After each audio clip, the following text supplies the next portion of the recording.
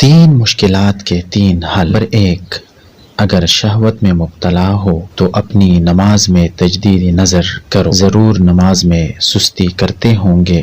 فخلف من بعدہم خلف اضاعوا الصلاۃ واتبعوا الشہوات، پھر ان کے بعد ایسے نااہل لوگ آئے جنہوں نے نماز کو برباد کر دیا اور خواہشات کی اتباع کر لی۔ نمبر 2، اگر تم عدم توفیق اور بدبختی کا شکار ہو تو اپنی والدہ محترمہ کے ساتھ تمہارا رابطہ درست نہیں ہے، لہٰذا اس بارے نظر ثانی کرو۔ وَبَرًّا بِوَالِدَتِي وَلَمْ يَجْعَلْنِي جَبَّارًا شَقِيًّا، اور اپنی والدہ کے ساتھ حسن سلوک کرنے والا بنایا ہے اور ظالم و بدبخت نہیں بنایا ہے۔ نمبر 3، اگر روزی کی تنگی اور زندگی کی مشکلات میں مبتلا ہو تو قرآن کریم کے ساتھ اپنا رابطہ درست کرو۔ وَمَنْ أَعْرَضَ عَنْ ذِكْرِي فَإِنَّ لَهُ مَعِيشَةً ضَنْكًا، اور جو میرے ذکر قرآن و سنت سے اعراض کرے گا اس کے لیے زندگانی تنگ ہوگی۔